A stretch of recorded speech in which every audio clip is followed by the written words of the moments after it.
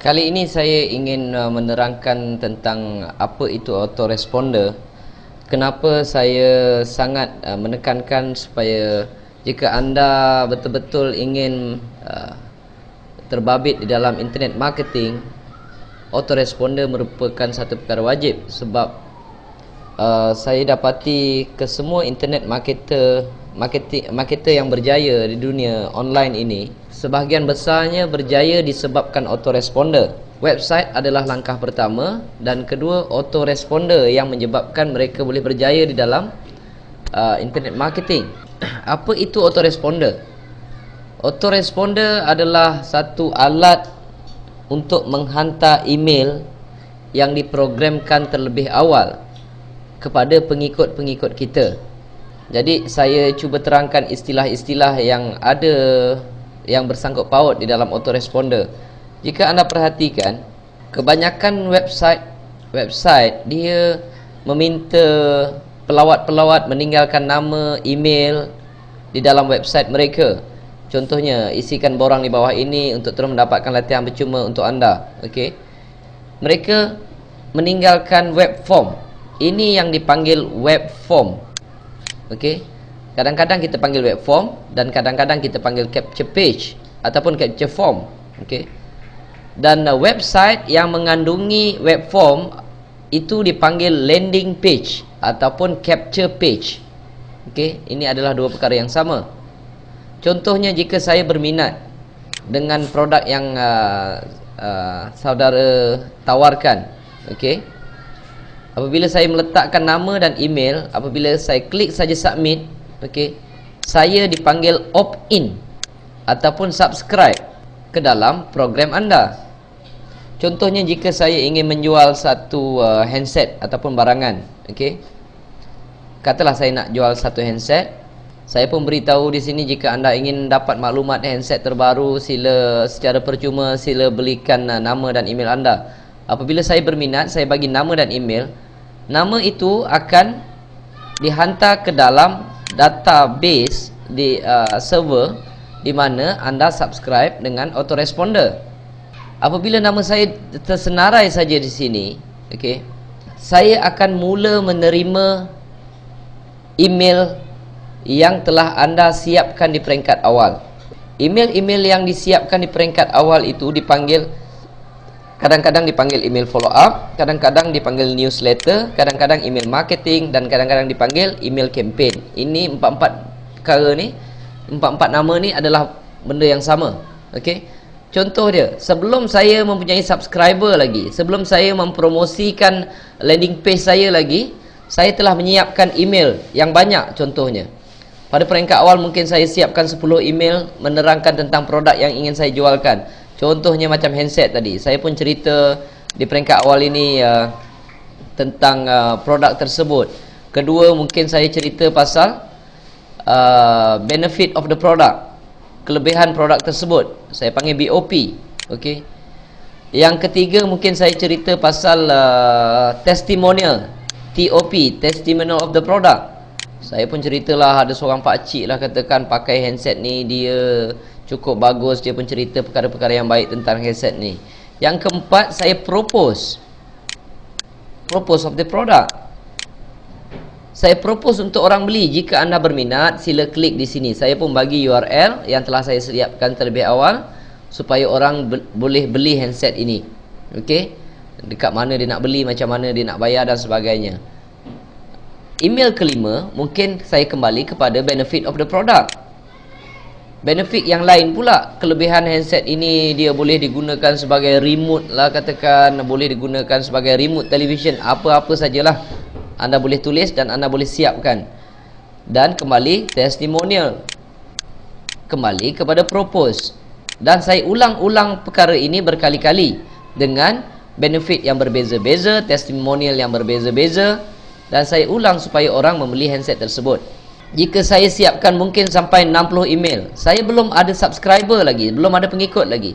Apabila email ini telah disiapkan, okey, email ini telah disiapkan, barulah saya buat satu website yang mempromosikan handset tersebut, dan saya siapkan satu web form di bawah ini.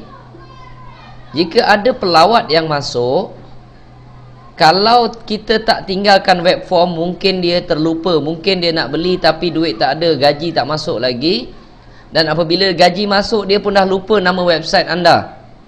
Jadi anda terlepas seorang customer. Tetapi jika anda ada web form, dia berminat, dia pun nak beli, dia pun merancang untuk nak beli, dia masukkan nama, dia masukkan email. Apabila dia opt-in sahaja, nama dia masuk sini, maka autoresponder ini akan menghantar setiap hari satu email. Tiap-tiap hari satu email. Ini kita boleh setkan. Tiap-tiap email ni kita boleh setkan selang sehari, selang 2 hari, bergantung kepada cara kita setting. Anda bayangkan, kalau tiap-tiap hari dia dapat email, sooner or later, tak cepat lambat dia akan beli juga produk tersebut. Ini kekuatan autoresponder. Dia panggil nama lagi. Kalau orang tu register sebagai Ali lah katakan, dia akan panggil nama Ali. Kali ini saya ingin menerangkan tentang benefit produk tersebut. Okey. Orang ni akan berasa seronok kerana dipanggil nama. Padahal bukan kita yang buat lagi dah, autoresponder yang menghantar. Kita hanya luangkan masa untuk buat email campaign ini sekali je. Dan kemudian kalau kita nak tambah lagi, boleh tambah. Sekiranya ada selang beberapa hari ada orang lain yang subscribe, masuk saja nama dia sebagai orang yang kedua, ketiga, keempat, mereka tetap akan mereka akan tetap dapat bermula dari email nombor 1, nombor 2, nombor 3, nombor 4 dan seterusnya. Jadi pada hari yang sama, semua subscriber ini tidak akan menerima email yang sama, bergantung bila mereka subscribe. Mungkin yang pertama ni dah lama, dia dapat email nombor 30 katakan. Tetapi yang kedua ni baru subscribe 5 hari lepas, dia dapat email nombor 5. Yang ini baru subscribe hari ni, dia dapat email nombor 1. Okey. Jadi autoresponder ni tidak pernah gagal, tidak pernah fail. Dia akan menghantar sampai waktu yang ditetapkan, ia akan menghantar email tersebut dengan memberitahu email ini adalah daripada kita. Okey. Jadi saya tak nampak, kalau anda tak ada autoresponder, saya tak nampak macam mana kita boleh berjaya di dalam internet marketing. Okey.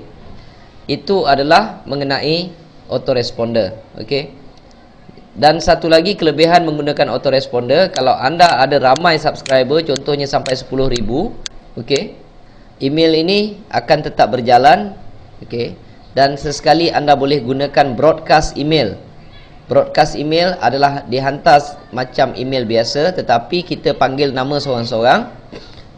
Hanya dengan satu klik je dia akan panggil nama seorang-seorang dan semua 10,000 ini dapat serentak.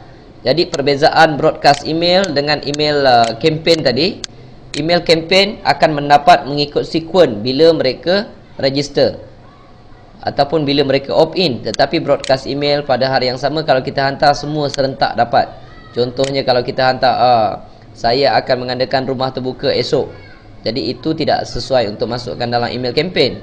Okey, dia akan masuk ke dalam kita perlu menggunakan broadcast email. Okey. Dan untuk setting email, anda perlu tahu beberapa perkara. Pertama, di manakah nak letakkan email campaign tersebut, atau nama campaign tersebut. Anda perlu tahu nama campaign tersebut. Okey.